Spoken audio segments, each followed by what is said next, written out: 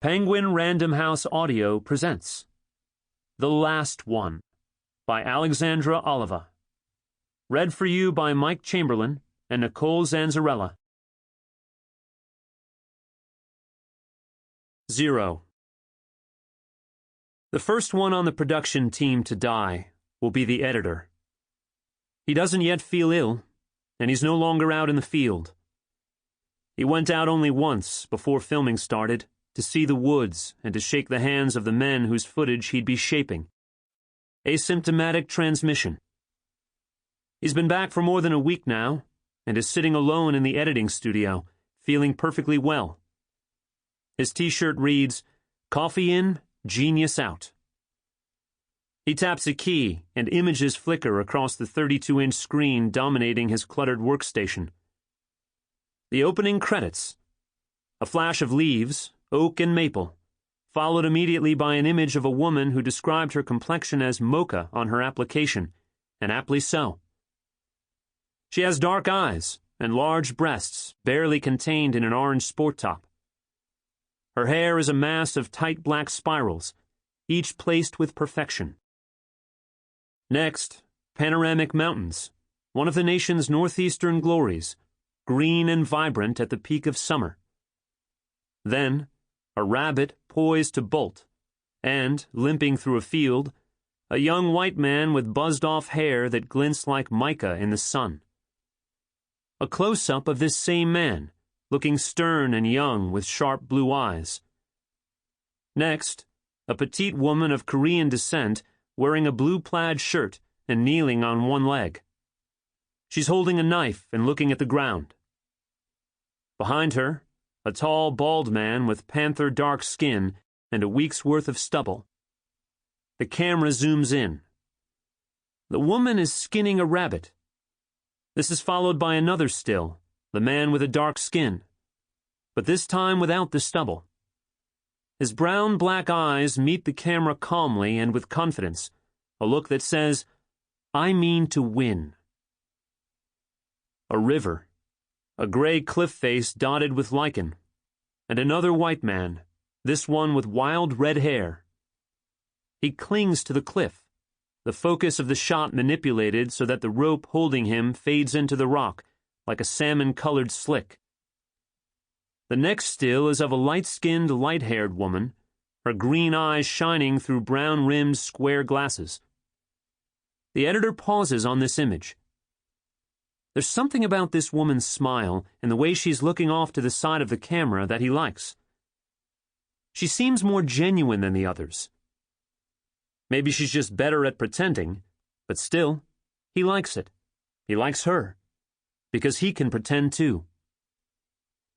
The production team is 10 days into filming, and this woman is the one he's pegged as fan favorite. The animal-loving blonde, the eager student. The quick study with the easy laugh. So many angles from which to choose, if only it were his choice alone. The studio door opens and a tall white man strides in. The editor stiffens in his chair as the off-site producer comes to lean over his shoulder. "Where do you have Zoo now?" asks the producer. "After Tracker," says the editor, "before Rancher." The producer nods thoughtfully and takes a step away. He's wearing a crisp blue shirt, a dotted yellow tie, and jeans. The editor is as light-skinned as the producer, but would darken in the sun. His ancestry is complicated. Growing up, he never knew which ethnicity box to check. In the last census, he selected white. "What about Air Force? Did you add the flag?" asks the producer. The editor swivels in his chair. Backlit by the computer monitor, his dark hair shimmers like a jagged halo. "You were serious about that?" he asks. "Absolutely," says the producer. "And who do you have last?" "Still Carpenter chick, but—" "You can't end with her now." "But that's what I'm working on," is what the editor had been about to say. He's been putting off rearranging the opening credits since yesterday, and he still has to finish the week's finale. He has a long day ahead. A long night, too.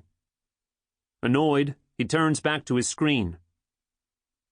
I was thinking either banker or black doctor, he says. Banker, says the producer. Trust me. He pauses, then asks, Have you seen yesterday's clips? 3 episodes a week, no lead time to speak of. They might as well be broadcasting live. It's unsustainable, thinks the editor.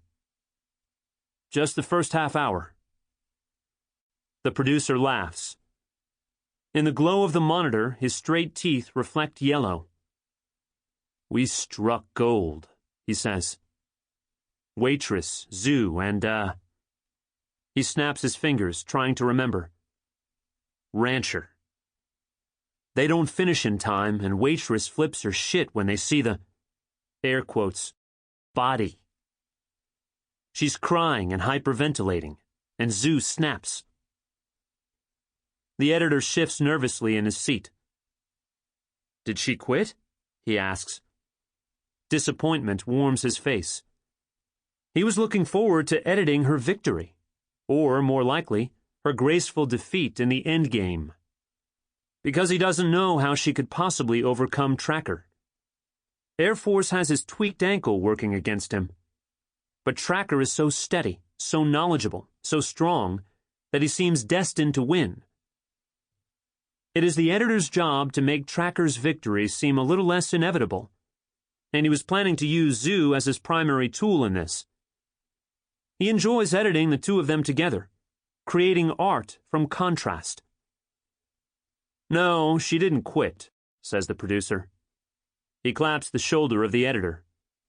But she was mean. The editor looks at Zoo's soft image, the kindness in those green eyes. He doesn't like this turn of events. This doesn't fit at all. She yells at waitress, the producer continues. Tells her she's the reason they lost. All this shit. It's fantastic. I mean, she apologizes like a minute later, but whatever. You'll see.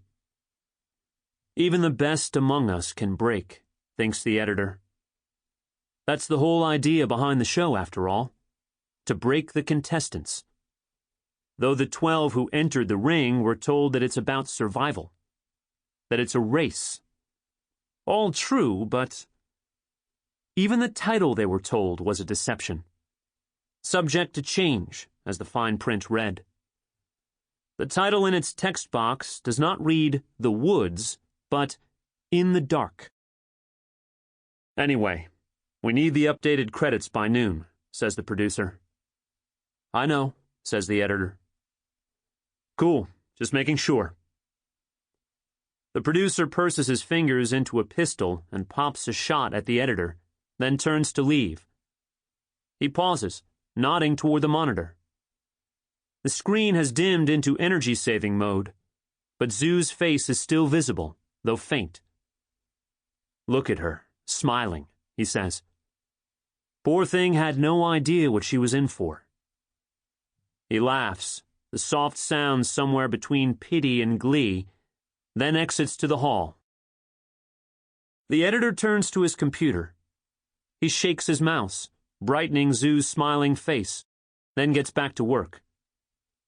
By the time he finishes the opening credits, lethargy will be settling into his bones. The first cough will come as he completes the week's finale early tomorrow morning. By the following evening, he will become an early data point, a standout before the explosion.